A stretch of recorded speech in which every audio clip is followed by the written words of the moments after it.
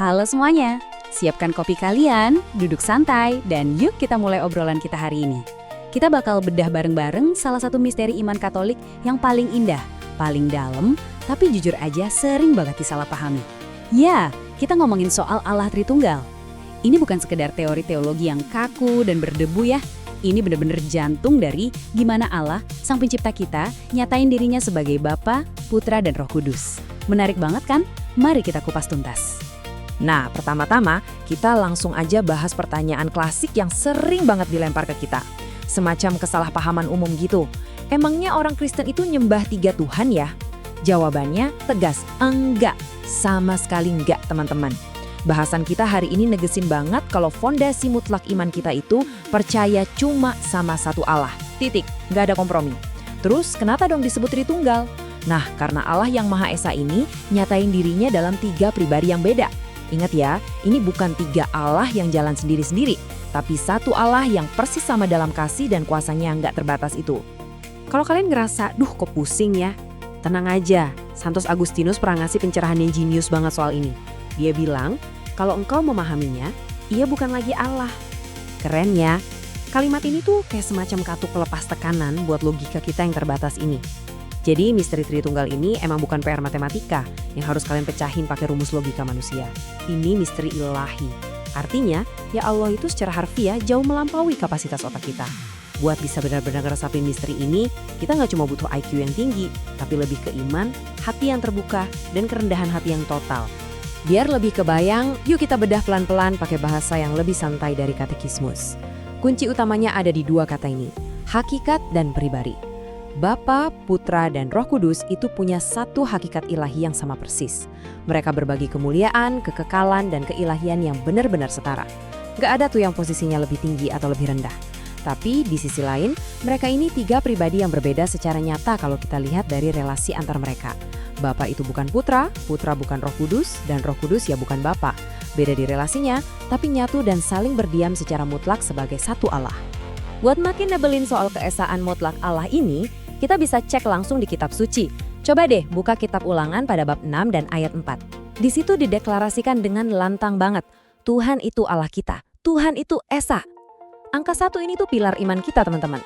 Jadi pas kita ngomongin Tritunggal, kita sama sekali nggak lagi motong-motong Allah jadi 3 bagian atau sebaliknya, gabungin 3 dewa jadi 1 dewan. Nggak gitu.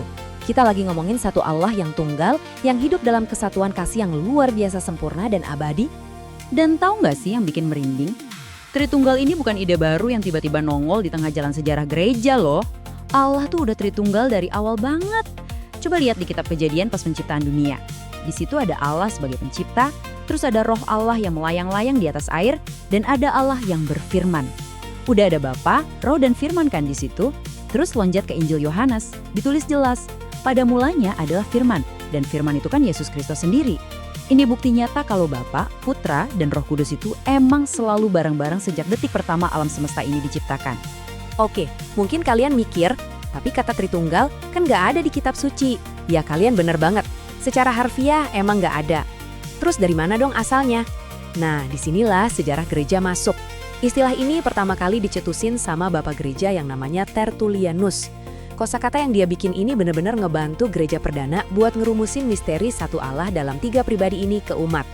Ajarannya ini terus dipertegas dan akhirnya disahkan lewat Konsili Nicea dan Konstantinopel, yang secara definitif ngetok palu kalau Yesus sungguh Allah, Roh Kudus sungguh Allah, dan ketiganya adalah satu hakikat. Nah, sekarang kita geser dikit nih dari sejarah ke hal yang lebih menyentuh hati. Coba kita renungin surat pertama Yohanes pada bab 4 dan ayat 8. Ayat ini bawa kebenaran yang dalam banget, Allah adalah kasih. Wah, ini dia nih fondasi paling dasar buat mahamin Tritunggal. Gini logikanya, kasih itu kan gak bisa sendirian ya Nasi. Kasih secara alami butuh relasi, butuh seseorang untuk mencintai dan seseorang untuk dicintai. Makanya, eksistensi Tritunggal ini justru ngebuktiin kalau hakikat Allah itu sendiri di dalam dirinya adalah sebuah wujud relasi kasih yang super sempurna. Kalau kita lihat di sini, dinamika kasih ilahi itu benar-benar bikin takjub. Gini alurnya, Allah Bapa mengasihi Putra habis-habisan dengan kasih yang tanpa batas. Terus, Allah Putra ngebalas kasih itu ke Bapa dengan totalitas yang sama. Nah, Roh Kudusnya di mana? Roh Kudus itu adalah wujud nyata dari kasih yang mempersatukan Bapa dan Putra itu sendiri. Kasih mereka tuh saking sempurna dan murninya, sampai-sampai nggak bisa dipisahin. Jadi bener ya, Tritunggal itu bukan cuma konsep ribet di awang-awang, tapi ini soal relasi intim, soal komunitas, dan ujung-ujungnya soal keselamatan kita. Lanjut ke bagian selanjutnya. Tritunggal dalam doa Katolik. Sebenarnya tanpa kita sadari, kita tuh berinteraksi langsung sama misteri besar ini tiap hari loh. Ada 5 kebiasaan iman dasar kita. Pertama, pastinya tanda salib. Kedua, doa kemuliaan atau gloria, pas kita muji Bapa, Putra, dan Roh Kudus. Ketiga, syahadat atau kredo, yang jadi ringkasan iman kita. Keempat, doksologi di perayaan Ekaristi, pas Romo bilang dengan pengantaran Kristus bersama Dia dan dalam Dia yang ditujukan ke Bapa dalam persatuan Roh Kudus. Dan kelima, sakramen baptis yang masukin kita ke dalam keluarga Allah. Jadi, kehidupan doa kita itu sebenarnya terus-terusan nyapa ketiga pribadi ini secara konstan. Kita bahas dikit ya soal tanda salib yang udah jadi kebiasaan kita banget ini. Ngucapin dalam nama Bapa dan Putra dan Roh Kudus, itu jujur aja bukan cuma sekedar ritual pemanasan sebelum kita berdoa. Sama sekali bukan. Itu tuh pengakuan iman yang super padat.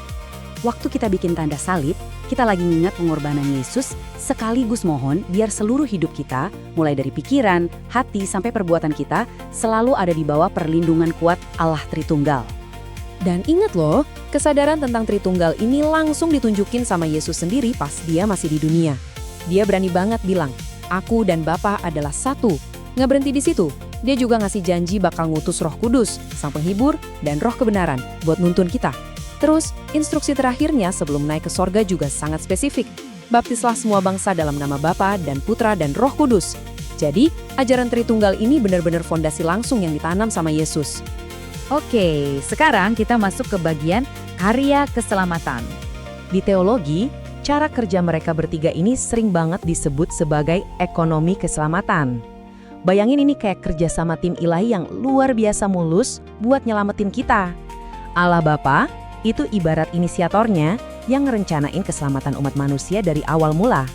Terus Allah Putra, yaitu Yesus Kristus, turun ke dunia buat ngeeksekusi rencana itu lewat penebusan dosa di kayu salib.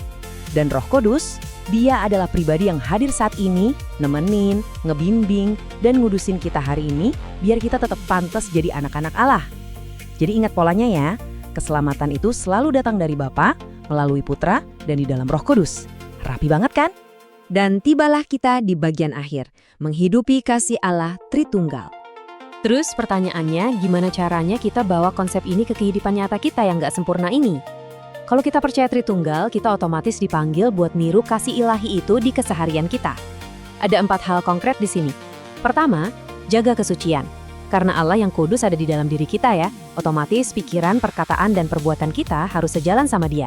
Kedua, ngandelin Allah di atas segalanya, bukan cuma ngandelin harta atau kekuatan duniawi. Ketiga, ngebangun kasih yang solid di keluarga. Dan keempat, jadi agen damai di masyarakat.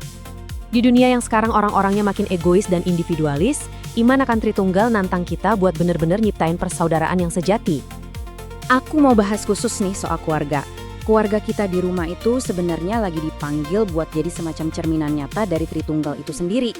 Kayak Bapa, Putra, dan Roh Kudus yang hidup harmonis dalam kasih dan pengampunan yang sempurna, ya rumah tangga kita idealnya harus nyerminin persatuan dan kasih yang sama. Emang sih kita manusia suka khilaf dan gak ada yang sempurna. Tapi asal kita mau ngebuka diri buat dibimbing sama Roh Kudus, rumah kita pelan-pelan bisa kok jadi tempat di mana kasih Allah itu kerasa banget secara nyata. Akhirnya, setelah kita ngobrol panjang lebar bedah materi ini, ada satu pertanyaan tajam yang tersisa buat kita semua. Apakah hidupku hari ini udah mencerminkan kasih Tritunggal? Coba dipikir-pikir lagi. Udahkah kita bawa damai di lingkungan kita? Apa cara kita berelasi sama orang lain udah niruin kasih tanpa pamrih kayak Bapa, Putra, dan Roh Kudus? Pertanyaan ini nggak usah buru-buru dijawab sekarang, tapi buat direnungin dalam-dalam sambil kalian habisin sisa kopi kalian.